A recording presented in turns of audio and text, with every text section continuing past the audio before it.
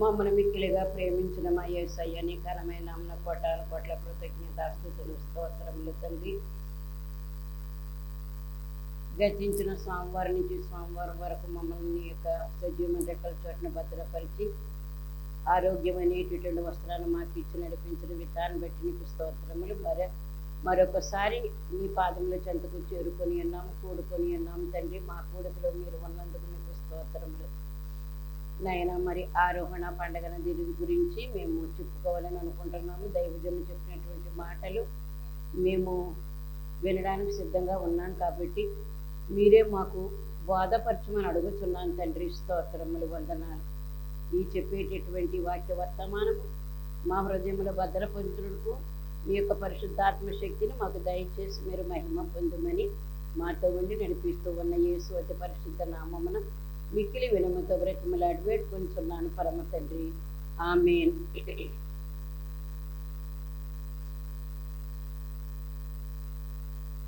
నారాకడకు ఎదురు చూడుము, నీరాకడకు ఎదురు చూతును. నారాకడకు ఎదురు చూడుము, నీరాకడకు ఎదురు చూతును. నారాకడయు నీరాకడయు, నారాకడయు నీరాకడయు నారాకడలో ఒకటే యగును, ఒకటే యగును. మనో విచారము కూడదు నీకు, మహిమ తలంపులే కావలెను. సభను ప్రాణముతో కొనిపోవు, సమయము శీఘ్రముగా వచ్చు. సభను ప్రాణముతో కొనిపోవు, సమయము గావా. శుభవచనమిదియేనా సభకని, శుభవచనమిదియేనా సులువుగా బోధింపగవచ్చు, సులువుగా బోధింపగవచ్చు. మను కూడదు నీకు, మహిమ తలంపులే కావలెను.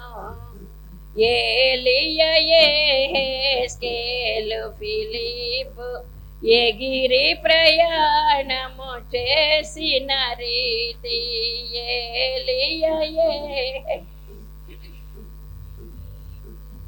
ఎగిరి ప్రయాణము చేసిన రీతి. గాలిలో నిన్ను కూడా, గాలిలో నిన్ను కూడా గ్రక్కున కొనిపోవుట కష్టంబ, గ్రక్కున కొనిపోవుట కష్టంబ. మనో విచారము కూడదు నీకు, మహిమ తలంపులే కావలెను. దేవునామ స్తోత్రుడు. మీ అందరికీ నా మరణాత. ఈరోజు ఆరోహణ పండుగ నిమిత్తము కొన్ని మాటలు దైవజనులు చెప్పినటువంటి మాటలు మనం వినాలని నా ఉద్దేశమై ఉన్నది. ఎందుకంటే శ్రమకాలాలు 40 రోజులు లేక 47 రోజులు కూడా పరిశుద్ధ వారంతో గడుపుకున్నాము. ఆ తర్వాత మనము ఈస్టర్ పండుగ కూడా జరుపుకున్నాం. దాన్నే పునరుత్థానము అంటారు. పునరుత్థాన పండుగ కూడా జరుపుకున్నాము. ఆ పునరుత్థానము తర్వాత 40 రోజులు భూమి మీదే ఉండి శిష్యులైనటువంటి వారికి 11 సార్లు కనిపించి ఏ విధముగా జీవించాలో కొన్ని సలహాలు ఇచ్చి ఉజ్జీవింపచేసి మరి ఆరోహణమైపోయినటువంటి రోజును తలంచుకుని మనం ఇప్పుడు ఆరోహణ పండుగ చేసుకుంటూ ఉన్నాం. ఆరోహణ పండుగ ఎప్పుడు అని అంటే తారీఖుల ప్రకారంగా మనకి ఈస్టర్ అయిపోయిన తర్వాత 40 దినాలకి అన్నారు. కాబట్టి మరి ఈ యొక్క వారంలో మొన్న లక్షవారం నాడు 14వ తారీఖున ఆరోహణ పండుగ అన్నారు. మరలా 10 రోజులు యెరూషలేము దేవాలయంలో కనిపెట్టినటువంటి అపోస్తలుల మీదకి పరిశుద్ధాత్ముడు దిగి వచ్చినటువంటి దినము పెంతెకొస్తు పండుగ అన్నారు. అది వచ్చే ఆదివారము 24వ తారీఖున జరుగుతుంది. కనుక మనకి వీలుంటే కనుక ఆ తారీఖులనే మనము కూడుకుంటాము. వీలు కాకపోతే ఏం చేస్తామంటే సరిగ్గా దానికి ముందుగానో వెనకగానో ఆ యొక్క ఆదివారం నాడు ఈ పండుగను చేసుకోవడానికి నిర్ణయం అయింది. కనుక మనము ఆ రోజు నుంచి కూడుకున్నాము, నిత్య సంధిలో కూడుకున్నాము, పరిశుద్ధాత్మ కూడుకలు నాడు మొదలుకొని నేటి వరకు జరిగించుకుంటూ ఉన్నాము. మళ్ళీ పెంతెకొస్తు పండుగ 24వ తారీఖు ఆదివారం వరకు కూడా ఈ యొక్క కూడికలు జరుగుతూ ఉంటాయి. మనకు నిత్యము కూడా పండుగే, నిత్యము ధ్యానమే, నిత్యము స్తుతులే. అటువంటి గొప్ప తరుణాన్ని దేవుడు ఇచ్చిన సంఘానికి దేవుడు అనుగ్రహించాడని మనం ఎంతో సంతోషించవలసినటువంటి వారమై ఉన్నాం. ఏ కార్యక్రమం కూడా క్రమము తప్పకుండా మనం ఎప్పుడు కూడా లేవు. క్రమం తప్పి చేసేవాళ్ళముగా కాకుండా క్రమం ప్రకారంగా చేసేవారమై ఉన్నామని తెలుసుకోవలసినటువంటి విషయము. కనుక పునరుత్థాన పండుగ చేసుకున్నాము. ఇప్పుడు ఆరోహణ పండుగ నిమిత్తము మరి 14వ తారీఖు అయితే కనుక ఈ వేళ 18వ తారీఖు కనుక ఈ దగ్గరగా ఉన్నటువంటి ఆదివారము నిన్న తలంచుకున్నాము. వేళ సోమవారం కనుక మీరు సోమవారం ఈ యొక్క అనేక ప్రదేశాల నుంచి మీరు శ్రమపడి ఎండనక గాల్పనక వచ్చినటువంటి మీకు ఈ యొక్క ఆరోహణ పండుగ నిమిత్తము చెప్పవలసినటువంటి మాటలు చెప్పడానికి ఇప్పుడు నేను సిద్ధంగా ఉన్నాను. వినడానికి మీరు కూడా సిద్ధంగా ఉన్నారని మీ పరిశుద్ధాత్మ మన పరిశుద్ధాత్మ శక్తి మన మీదకు వచ్చినప్పుడు వినుబుద్ధిని గ్రహించు శక్తిని కలిగిస్తాడట దేవుడు. పరిశుద్ధాత్ముడు ఎప్పుడైతే మన దగ్గరకు వస్తారో వినేటటువంటి మనసు మనకి ఇస్తారో, చెప్పేటటువంటి మనసు కూడా మనకి ఇస్తారో, తప్పు ఒప్పుకునేటటువంటి పరిస్థితి కూడా మనకి ఇస్తారట. పరిశుద్ధాత్ముడు ఎప్పుడైతే ఉన్నాడో మనలో తప్పు చెయ్యనివ్వడు, మాట తోలనాడనివ్వడు, అడుగు జారనివ్వడు. ఇది ఎవరి పనిది? పరిశుద్ధాత్ముడి పని. కాలు జారేటటువంటి సమయాలు మనకి ఎన్నో వచ్చేస్తూ ఉంటాయి, జారిపోతూ ఉంటాము. నోరు జారే విషయాలు కూడా ఎన్నో వస్తూ ఉంటాయి. ప్రపంచంలో ఉన్నాం కాబట్టి, కళంకములతో కూడినటువంటి ప్రపంచంలో మనం ఉన్నాం కాబట్టి నోరు జారే ప్రయత్నాలు, కాలు జారే ప్రయత్నాలు కూడా ఉంటాయి.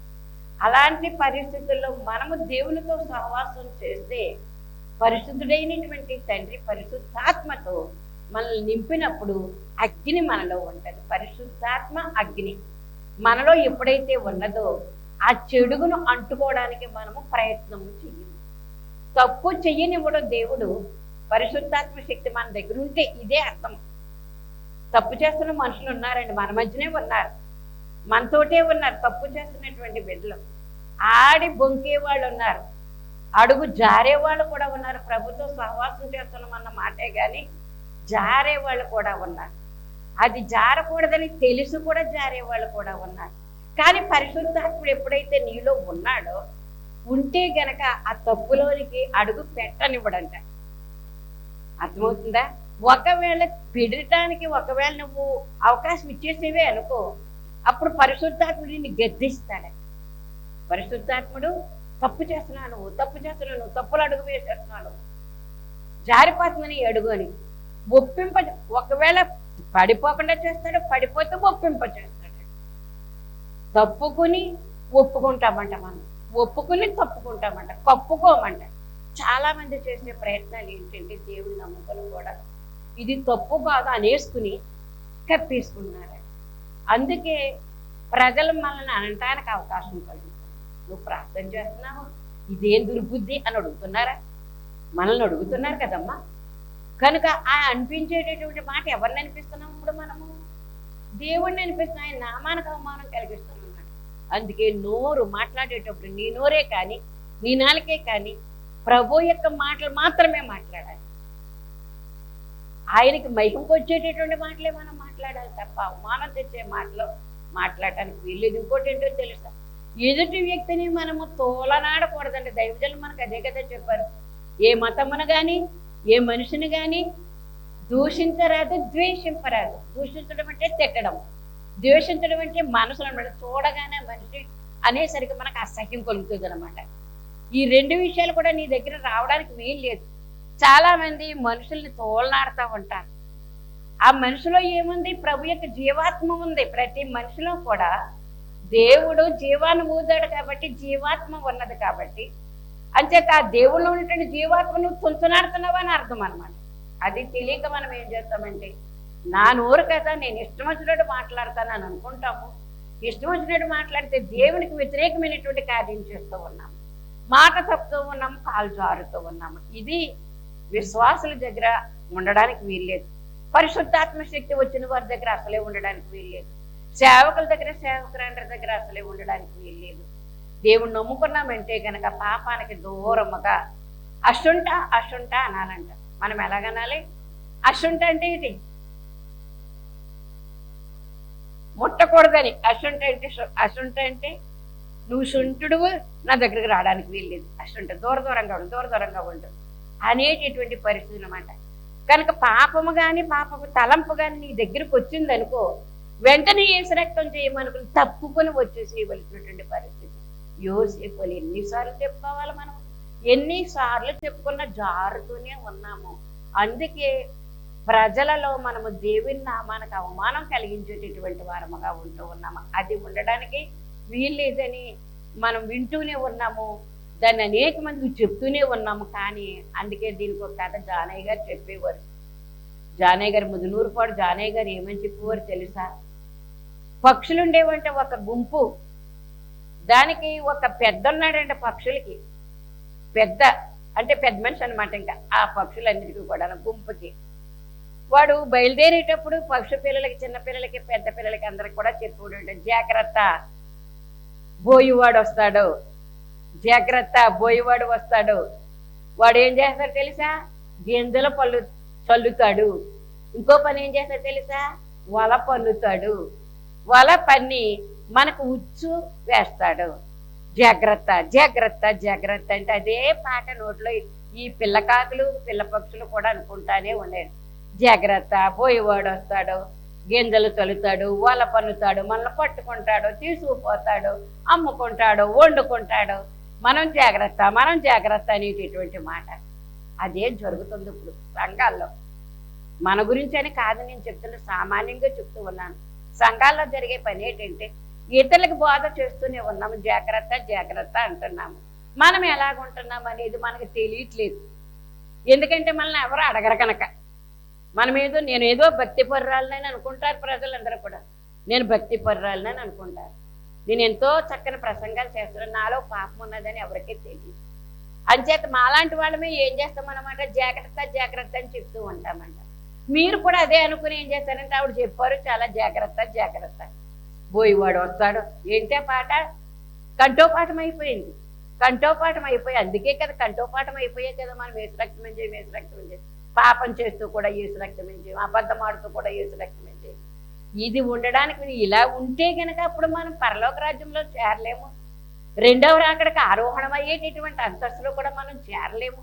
అలా చేరాలంటే కనుక కొన్ని నియమాలు, నిష్ఠలు ఉన్నాయి మనకి. ఎలా మాట్లాడాలో, ఎక్కడ అరికట్టాలో, అందుకే ఎలాగ హెచ్చాలో చూసుకోవడం కాదంటే ఎలా తగ్గాలో చూడాలండి. ప్రతి వ్యక్తి కూడా ఏం చేయాలంటే, ఎత్తిపోవడానికి చూసుకోవడం కాదండి, ఎలా తగ్గాలో చూడాలంటే. తగ్గి ఉండడము, వినయము, విధేయత ఇవి నేర్చుకుంటే అప్పుడు దేవుడు మనల్ని యోసేపుని హెచ్చించినట్లుగా హెచ్చిస్తాడని దేవుడు మనకి వాక్యం ద్వారా సెలవిస్తూ ఉన్నాడు. కాబట్టి ఇది అర్థం చేసుకునేటటువంటి పరిస్థితి మనం చేయవలసినటువంటి పని. తలిపేసి ఈ ఆరోహణ పండుగకు మనం ఆరోహణం అవ్వాలంటే మనం తగ్గవలసిన రీతి నేర్చుకోవాలి.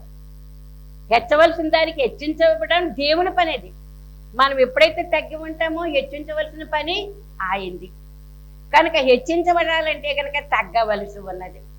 నా నోరు నా ఇష్టం అనుకుని ఇతరులు మనం తోలనాడడానికి వీలు లేదని దేవుడు సెలవిస్తూ ఉన్నాడు.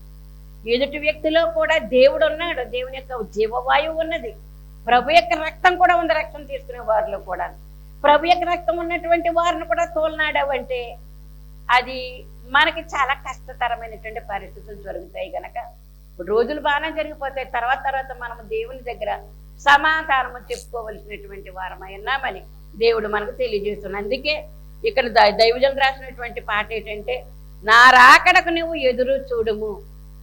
ఆయన రాకడ ఎత్తబడాలి. ఇదే కదా మనకు కావాల్సింది. మన పరమావధి ఇదే కదా. మన క్రైస్తత్వంలోకి వచ్చాము, ఆదివారం ఆరాధనకు వస్తున్నాం, సోమవారం ప్రార్థనలకు వస్తున్నాం. ప్రతి కూడికలో కూడా మనం కూడుకుంటూ ఉన్నాము అంటే ఏంటి? ఆయనతో సహవాసం చేస్తున్నాము, ఆయనతో సమరూపము కలిగి ఆయన వచ్చేసరికి ఆకర్షించబడాలి అనేటటువంటి కోరిక.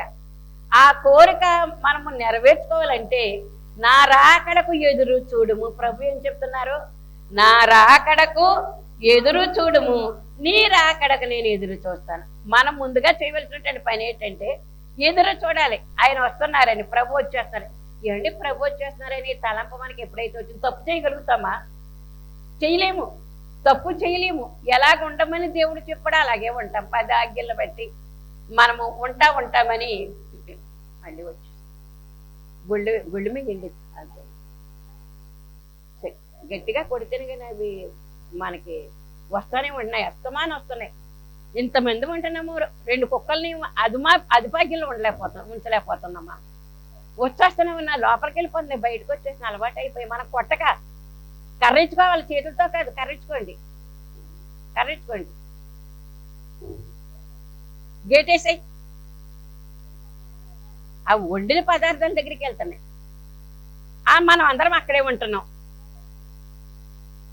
గడపెట్టినా గోడ నుంచి వచ్చేస్తున్నాయి. అవి బాగా అలవాటు అయిపోయి కొట్టుకుంటున్నారు. గట్టిగా కొడితే కనుక అవి రావు, కొట్టలేకపోతున్నారు మన వాళ్ళు.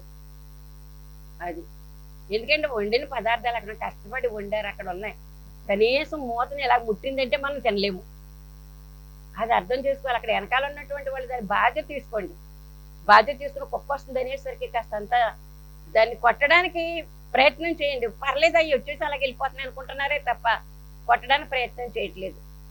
వండడానికి ఎంత కష్టపడుతున్నారో దాన్ని భద్రం చేసుకోవడానికి కూడా అంత కష్టపడాలి. జాగరూకత ఉండాలి. కనుక అర్థం చేసుకోండి. అమ్మ కుర్చీ అక్కడ వేసేసుకోండి, కుర్చీ అక్కడ వేసేసుకో. మరియా తుంటి కర్ర ఒకటి ఇచ్చుకో, కర్ర ఏదో ఒకటి ఇచ్చుకో, అక్కడ ఇచ్చుకోండి.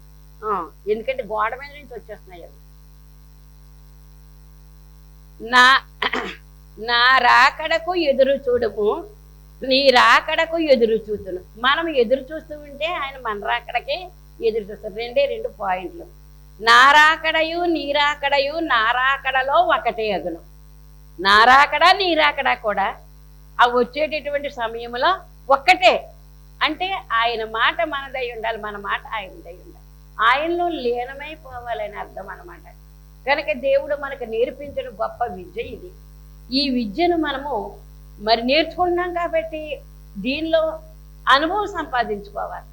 ఇతరులకు చెప్తున్నాం కాబట్టి అనుభవం సంపాదించుకుని ఇంకా మనము బోర్లా పడకుండా చూసుకునేటటువంటి పరిస్థితి మనము నేర్చుకోవలసినటువంటి వారమైన ఒకటే అగుణ అన్నారు. అలాగే తర్వాత చరణం చూడండి ఏమన్నదో. మిమ్మల్ని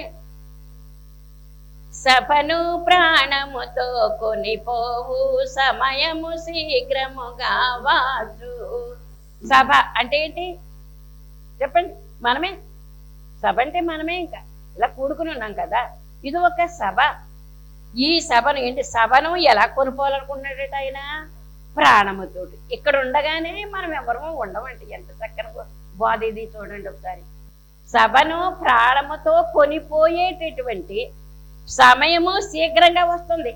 ఆయన రాకడ సమయం శీఘ్రంగా ఉంది. అందుకు మనము ఇదివరకట్లాగా ఉండడానికి వీల్లేదు. నేర్చుకున్నటువంటి మనము ఇంకా జాగరూకతతో ఉండవలసినటువంటి వారమై ఉన్నామని తెలుసుకోవలసినటువంటి విషయము. అలాగే సభను ప్రాణముతో కొనిపో సమయం శీఘ్రముగా వస్తుంది. శుభవచనామిదియే నా సభకని, శుభవచనామిదియే నా సభకని సులువుగా బోధింపగవచ్చు, సులువుగా బోధింపగవచ్చు. మనో విచారము కూడదు నీకు, మహిమ తలంపులే కావలేను. ఎలాగా? మనోవిచారం వద్దు నీకు. ఇంకా ఎందుకు? ప్రభు చెప్పినట్లే నువ్వు నడుస్తున్నావు కాబట్టి, ప్రభువే నీకు సహాయం చేస్తున్నాడు కాబట్టి, సభను శీఘ్రముగా కొనిపోయే సమయం వచ్చింది కాబట్టి, ఇప్పుడు నీవు ఆయన ఎలాగైతే ఆరోహణమయ్యారో అలాగే మళ్ళీ తిరిగి వస్తారన్నారు కాబట్టి, ఆ తిరిగి వచ్చేటటువంటి సమయం కొరకు నువ్వు నేను కూడా ఎదురు చూడవలసినటువంటి వారమైనా. ఇది దేవుడు నేర్పించేటువంటి గొప్ప సత్యము. శుభవచనం అంటండి ఇది. ఏ శుభవచనము? త్వరగా వస్తున్నాను నేను అని. నిన్న తెల్లవారుజామున ధ్యానంలో ఉన్నప్పుడు మరి గలతీ పత్రికలోని పత్రికలన్నింటిలో కూడా పౌలుగా రాస్తారు ఏమనో తెలుసా? సంఘములకు శుభమని చెప్పి వ్రాయినది అని. పత్రికలన్నింటిలో కూడా ఆయన అలాగే రాశారండి. ఏమని? సభకు, సంఘానికి, రూమీలకు, కొరింథీలకు, సంఘం, అక్కడున్న సంఘం ఎక్కడైతే ఏ సంఘం ఉందో సంఘానికి ఏమైనా శుభమని చెప్పి వ్రాయినది. ఇప్పుడు ఇక్కడ కూడా ఏమైంది? శుభవచనం అంటే ఇది. శుభ అని చెప్పి వ్రాయినది అనేటటువంటిది దేవుడు తెలియచేశాడు తెల్లవారుజాము ధ్యానంలో ఉన్నప్పుడు. ఇది శుభవచనము. ఏంటి ఆ శుభవచనము? ఎన్నో శుభవచనం. పిల్లలు పాస్ అయ్యారని, పిల్లలకి పెళ్లి కుదిరిందని, పెళ్ళి అయ్యిందని, పిల్లలు పుట్టారని, పిల్లోడు పిల్ల పుట్టింది, ఇవన్నీ కూడా శుభవచనాలే. అన్నిటికంటే మించినటువంటి శుభవార్త ఏంటో తెలుసా? నేను వచ్చేస్తున్నాను, మీరు రండి. ఇది అసలైనటువంటి శుభవచనము. శుభవచనమిది ఏనా సభకని సులువుగా బోధి పగవాచు మనో విచారము కూడదు నీకు మహిమ తలంపులే కావలేను. ఇంకోటి తర్వాత చరణం ఎలాగో తెలుసా? వచ్చి తినని నమ్మిన వారలు ఇక వచ్చేదనని నమ్మరు ఎలా. వచ్చారని నమ్ముతున్నారంటే ఎలా నమ్ముతున్నాం మనము? వచ్చారని ఎలా నమ్ముతున్నాము? ఆయన పుట్టారు కదా, పుట్టినప్పుడు వచ్చారని క్రిస్మస్ చేసుకుంటున్నాం కదా, క్రిస్మస్ పండుగలు చేసుకుంటున్నాం మనం ఏటేటా కూడాను. వచ్చి తినని నమ్మారు మీరు, మరి వస్తానని నమ్ముతా లేదేటి మీరు? చాలా మంది ఏమంటున్నారంటే మా చిన్నప్పటి నుంచి వింటున్నాం, రాలేదు కాబట్టి ఇంక రాడు అంటున్నారు. రాలేదు కాబట్టి ఇంక రాడు అంటున్నారు. ఒకవేళ వచ్చినా ఇంకొప్పుడప్పుడే రాడు, అసలే రాడు అన్నారట. ఇప్పుడు ఇంకా రాడు అంటున్నారనమాట. అందుకే వచ్చేదినని నమ్మిన వారు లేక వచ్చేదినని నమ్మరు ఎలా. వచ్చి అనేకులకు నేడు కన, వచ్చి అనేకులకు నేడు కన బడుచున్నది నమ్మరు ఎలా. వచ్చాడు, మా దేవుడు వచ్చాడని చెప్తున్నారు అనేక మంది ప్రవక్తలు చెప్తున్నారు, అనేక మంది సేవకులు చెప్తున్నారు. మరి వాళ్ళ మాటలు నువ్వు వినట్లేదేటి? వారు చెప్తున్నారు, భక్తులు చెప్తున్నారు, వీరందరూ చెప్పినటువంటి మాటలు మీరు వినట్లేదేటని దైవజనుల దేవదాస్ గారి చరణాల ద్వారా మనకి ఇవన్నీ కూడా బోధిస్తూ ఉన్నారన్నమాట. అందుకే తీరా వాచిన రెప్ప పాటున చేరాగలరా మేఘములో. తీరాయన వచ్చేస్తున్నారు, ఇంకా రావట్లేదు, ఇంకా ఉందాము, ఇంకా చేద్దామని ఇక్కడిక్కడ తడుముతూ ఉన్నావు నువ్వు. లోతు భార్యలాగా. లోతు భార్య ఏం చేసింది? తడుముతూనే ఉందంట. తట్లో చదురుకుందంట. కాదు బుట్టలో పెడదాం అనుకుందంట. బుట్టలో కాదు ఇంకో బుట్టలో పెడదాం అనుకుందంట. ఇలాగ అందులోకి మారుతూ ఉంటే ఏమైపోయింది? వెనక్కి తిరిగి చూసేసింది, లేట్ అయిపోయింది. అందుకని ఏమంటున్నారంటే తీరా వచ్చిన రెప్పపాటున చేరగలరా మేఘంలో చేరడానికే కదా మన ప్రయత్నాలన్నీ కూడా. కనుక మేఘంలో చేరడానికి చేసే ఈ ప్రయత్నాలన్నిటిలో కూడా ఒక్క రెప్పపాటులోనే ఇలాగొచ్చేసి అలా తీసుకుపోతారండి. అందుకే కదా ఇద్దరు పొలంలో పనిచేస్తూ ఉంటే ఒకరు ఎత్తబడ్డారో ఒకరు దిగబడ్డారంట. ఇద్దరు మంచం మీద పడుకుని ఉంటే ఒకరు ఎత్తబడ్డారో ఒకరు దిగబడ్డారంట. అందుకని నమ్మిక అనేటటువంటి చివరి వరకు కూడా ఉండాలని అర్థం చేసుకోవాలి మనం. చివరి వరకు ఉండాలి ఈ నమ్మిక. తీరా వచ్చిన రెప్పపాటున మీరు చేరగలుగుతారా? మేఘములో చేరాలంటే మనసంతా కూడా సిద్ధపడిపోయి ఉండాలి. అలాగే దారునిపై శేషించిన వారికి కలుగు శ్రమలు సహించుదురా. ఎత్తబడకపోతే 7 ఏళ్ల శ్రమ సహించగలుగుతారా మీరు? ఎత్తబడిన వారికి 7 ఏండ్ల విందన్నారు. అలాగే వెళ్ళిపోతే కనుక ఎంత సమయం కాదండి, 12 అయిపోయింది. రాత్రో పగలో 12 అయింది. 12 1 నిమిషం అవ్వడానికి ఎంతసేపు? ఒకసారి చెప్పండి. 12 వరకు ఎదురు చూస్తూ ఉంటామండి. ఎంత రెప్పపాట్లను 12 అయింది అనుకుంటాం. మళ్ళీ 1 గంటకి వెళ్ళటానికి ఒక్క సెకండ్ వచ్చేసింది. ఒక్క సెకండ్ వచ్చేది. ఏమైపోతుంది? ఇక్కడికి రావడానికి కూడా మీరు ఏం చేస్తారన్నమాట? వంట తీసుకెళ్ళడం వాళ్ళకి ఏదో బాక్సులు బల్ల మీద పెట్టేసేసి టైం చూసుకుంటూనే ఉంటారు. గంట అయిపోద్ది. టైం చూసుకుంటే గంట అయిపోద్ది. 9 గంటలకి స్కూల్ అంటే ఒక పావు గంట అరగంట ముందు వెళ్ళిపోవాలి. అప్పుడు దాకా మేము బాగానే ఉంటాం. ఇంకో ఒక్క నిమిషం ఉంది, అయిపోయింది, టైం అయిపోయింది. 3 లేట్లు అయితే ఒక సీఎల్ పోతుంది. ఎవరికి? ఉద్యోగస్తులకి సెలవు పోతుంది. 3 లేట్లు అయితే 9 దాటితే ఒక లేటు, రెండో రోజు ఇంకో రేటు, మూడో రోజు, ఈ 3 లేట్లకి ఒక సీఎల్, ఒక సెలవు రోజు అంతా కూడా పోతుంది అన్నమాట. అందుకే భయంగా పరుగుని వెళ్ళేవాళ్ళము. ఒక్క నిమిషం ఉందనగా ఇక్కడ ఇందిరాకాలం నుంచి అక్కడెక్కడ మరి రావి చెట్టు దగ్గర బడి దగ్గరికి పరుగు పరుగు పరుగు పరుగు పరుగు. అమ్మయ్య దారిలో ఉండేటప్పటికి ఒకటో బెల్ల కొట్టి ఒకటేస్తాడు రంగమని. అయ్యి బాబోయ్, ఒకటో బెల్ల అయిపోయింది. ఇంకా పరుగు ఊరుకుని అనమాట. రెండో బెల్ల, ఆ మెట్లు ఎక్కేటప్పుడు రెండో బెల్ల 2 వేస్తాడు. లోపల ఆఫీస్ రూమ్లోకి వెళ్ళి అటెండెన్స్ రిజిస్టర్ తీసుకునేసరికి 3వ బెల్ల కొట్టాడు. పర్వాలేదు, 3వ బెల్ల ఎలా కొడుతున్నాడు సంతకం పెట్టేయచ్చు. 9:40, 8:45 వేసి ఇంకా 3 బెల్ల అయిపోయిన తర్వాత నువ్వు మెట్ల దగ్గర నుంచి లోపలికి వెళ్ళావంటే నీకు అర్హత లేదు. ఇంకా టైం లేట్ అయ్యవలసిందే. ఎంత సమయం అయిపోయిందో చూడండి. రోజు పరుగులే, ఇంకా రోజు పరుగులే. అందుకే కదా మీకు ఇక్కడ టైం వేస్తున్నారు. మరి ఇక్కడ వచ్చేసరి సేవకులందరూ కూడా ఏం వేస్తున్నారు? టైం వేస్తున్నారు. టైంకి రండి అమ్మా అంటున్నారు. టైంకి రాకపోతే కనుక మీకు ఏదో అంటున్నారు. ఏదో అది మీకే తెలుసు, ఏదో అంటున్నారు. కానీ అయినప్పటికీ కూడా ఏం చేస్తారు? లేటే. అందుకే ముందే పరుగులెత్తాలంట. ఇంకొక అరగంట ఉందనగానే పరుగులెత్తాలి మనం. అందుకే ముందు రెడీ. ఆ రెడీ రేపు కావాలి. మనము దేవుని యొక్క సన్నిధిలో సాగవలసినటువంటి వారము.